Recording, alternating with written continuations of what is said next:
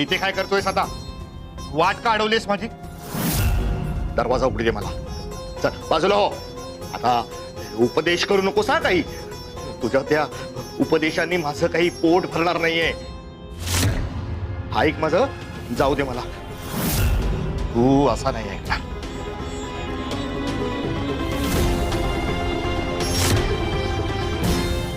पुन्हा एकदा सांगतोय, बाजूला हो तिथून. नाही ऐकत आहेस ना? हं? चल बाजूला हो. हो बघ.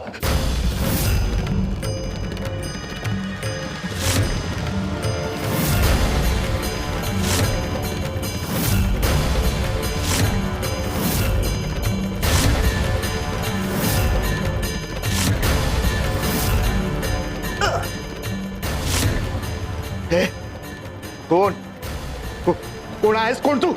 अरे आम्हाला ओळखता आलं असतं तर एव्हाना उद्धार झाला असता तुझा. आमची ओळख विसरलास म्हणून तुझी ही अवस्था आहे. हे माझी अवस्था केवळ तुझ्यामुळे झाली आहे. माझी ही अवस्था. तू मला जाऊ देत नाहीयेस. थांब.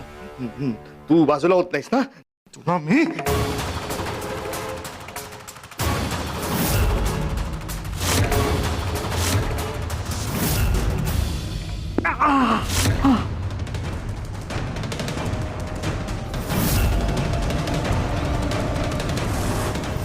जो आमच्या आज्ञेचं पालन करत नाही, स्वतःचा हे का चालवतो, त्याचा असाच कपाळ मोक्ष असतो.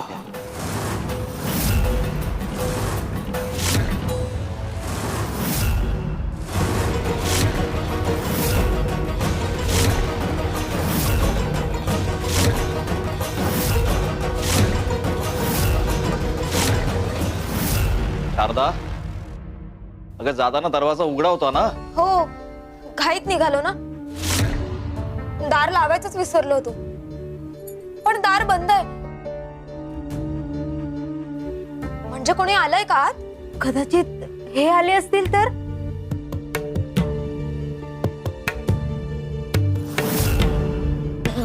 दादा, दादा, आहो दादा, दार उघडा ना. नरेश, नरेश आत आहेस का? अरे दार उघड.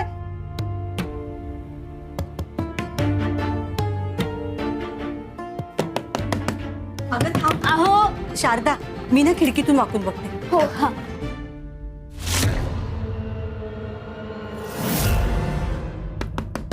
दादा, आत आहेस का तू? अहो दार उघडा.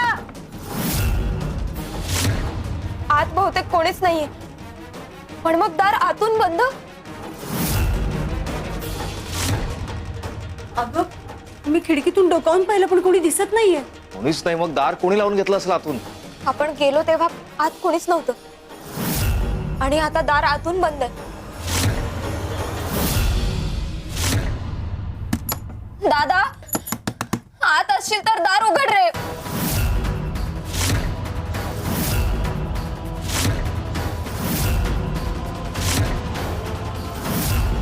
स्वामी, आता तुम्हीच काहीतरी मार्ग दाखवा. श्री स्वामी समर्थ.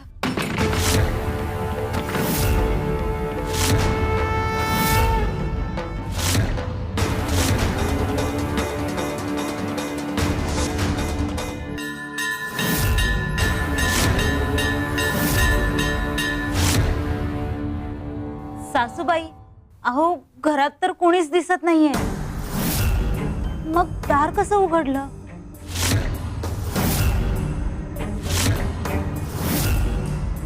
शिव शब्दा शंभा.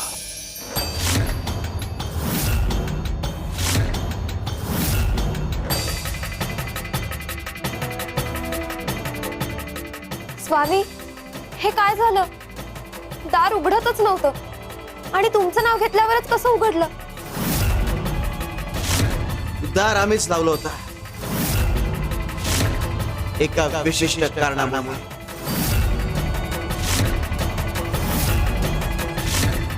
पण तुम्ही सगळे जेव्हा दारासमोर आलात आणि दार उघडत नाही बघून तुम्ही काय म्हणालात? स्वामी, आम्ही म्हणालो घरात कोणीच नाही. हो, पुणे नाही कसं? अरे आम्ही आहोत की घरात? आम्ही भक्तांच्या घरात कायम असतो. प्रत्यक्ष रूपात जर नसलो तरी सूक्ष्म रूपात आमचं अस्तित्व कायम असतं.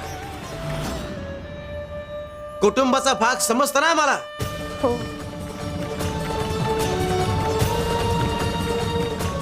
स्वामी, चुकलं आमचं. क्षमा करा. आम्ही विसरलोच की तुम्ही आमच्या सोबत कायम असता. पण स्वामी, तुम्ही दार लावून का गेला होतात? जे तुम्हाला जमलं नाही ते आम्हाला करावं लागलं.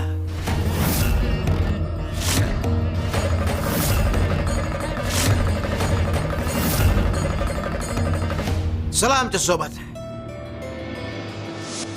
अहो अहो काय झालं तुम्हाला? डोक्याला असं स्वामी, अहो काय लागलं यांना? हे असे का झोपलेत? स्वामी आजोबा, बाबांना काय झालं?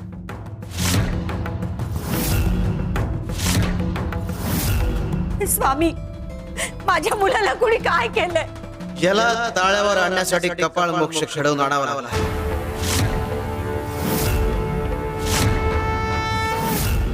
आता बेशुद्ध आहे पण येईल शुद्धीवर. कपाळ मोक्ष म्हणजे स्वामी? कळेल. आम्ही काय सांगतो ते नीट ऐका. याला कोंडून ठेवा. हा कुठे बाहेर जाता कामा नये. कोंडून? अहो पण स्वामी,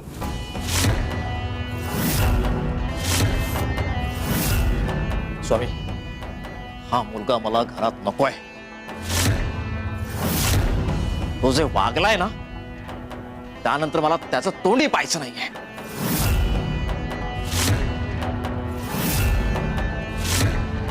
हा चुकलाय, तू चुकू नकोस. अरे हा भानावर नाहीये पण तू भानावर राहा.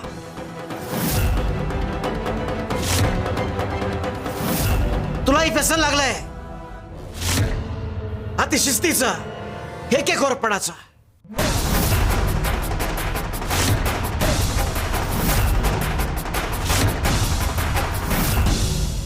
शिव शंकर शंभो.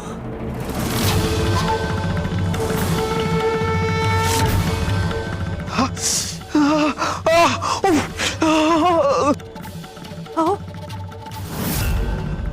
स्वामी, माझ्या हाताची आग होते स्वामी.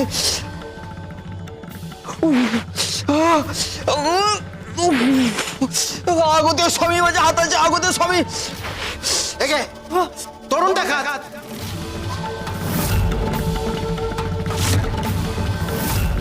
अहो स्वामी, माझा हात बरा करा.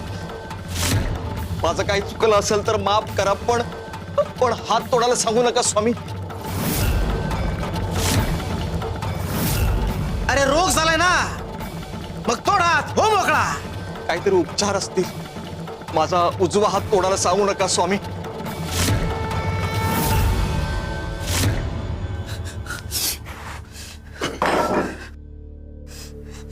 अरे ह्याचप्रमाणे मुलगा देखील बापाचा उजवा हात असतो.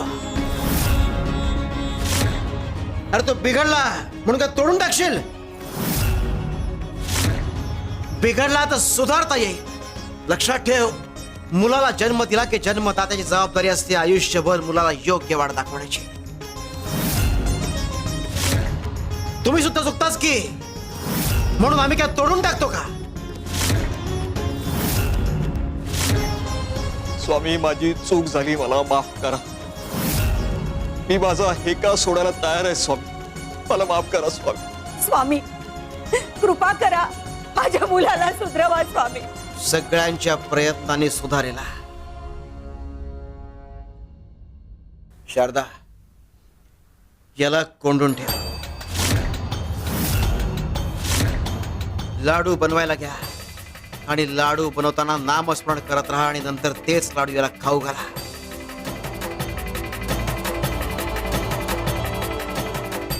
आणि काळजी घ्या की पुन्हा हा वाईट संगतीत जाणार नाही.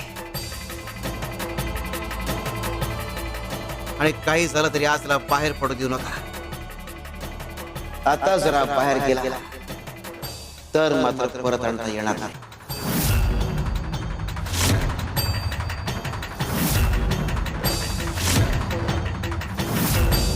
श्री स्वामी समर्थ.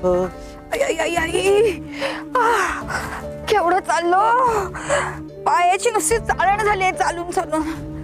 कपिलामाई, अहो तुम्ही दमून आलायत का? हा, बरं ठीक आहे, मी पाणी घेऊन येतो तुमच्यासाठी. पाणी आणताय? आणा आणा. हो आलोच.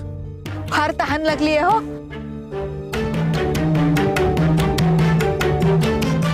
हा बाळपा तसा बरा आहे, उगाच आम्ही भांडत असतो याच्याशी. नाही नाही, पाणी आणायला गेलाय आमच्यासाठी.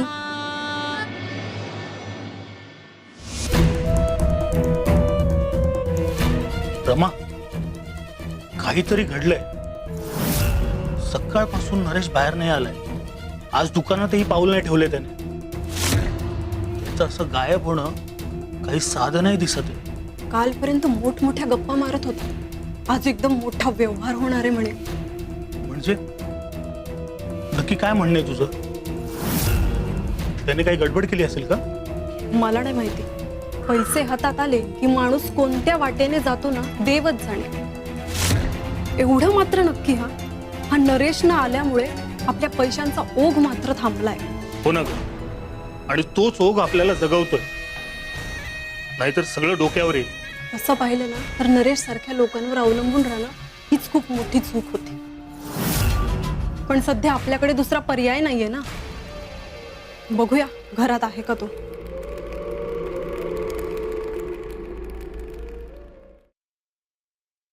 हा बाळप्पा अजून आला कसा नाही? पाणी आणायला गेलाय की विहीर खोदायला गेलाय? हा, इतका वेळ कोणी पाणी आणायला लावतं का? आम्ही सोडून इथे कोणीही चांगलं नाही. काम चुकार सगळे, सगळी कामं आपली आम्हीच करत बसतो. हा बाळप्पा जरा जास्तच काम चुकार आहे. पाणी आणू का तुम्हाला कपिलाताई? इतका वेळ लागतो का पाणी आणायला? हा, कपिलामाई, माफ करा, जरा उशीर झाला. हा खूपच उशीर झाला. पण मी विचार केला, नुसतं पाणी आणण्यापेक्षा लिंबू सरबत घेऊन यावं. लिंबू सरबताने थकवा जाईल तुमचा. हा बाळप्पा तसा बरा आहे, आम्ही उगाच वाईट विचार करत होतो याच्याबद्दल. लिंबू सरबत आणलं? घ्या.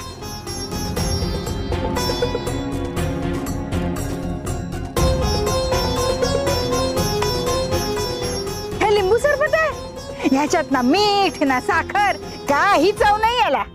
नाही, बरोबर आहे तुमचं, पण तुम्ही साखर खाणार नव्हतात म्हणून मी त्याच्यामध्ये साखर नाही घातली. पण मी साखर आणि मीठ घेऊन आलो. तुम्हाला पाहिजे तेवढी साखर आणि मीठ घालून घ्या. हो का? द्या. बाळा, अशा कृतज्ञ व्यक्तीला चांगुलपणा दाखवतोय कशाला? काय कपिले, हा बाळा क्षणात चांगला क्षणात वाईट. हा,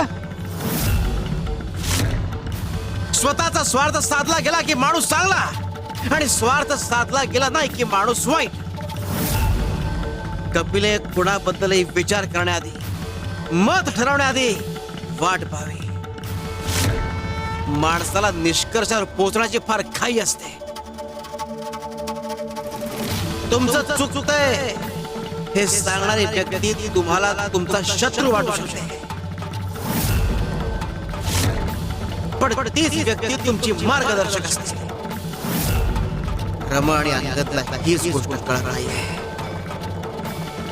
शिव शंकर शंभो.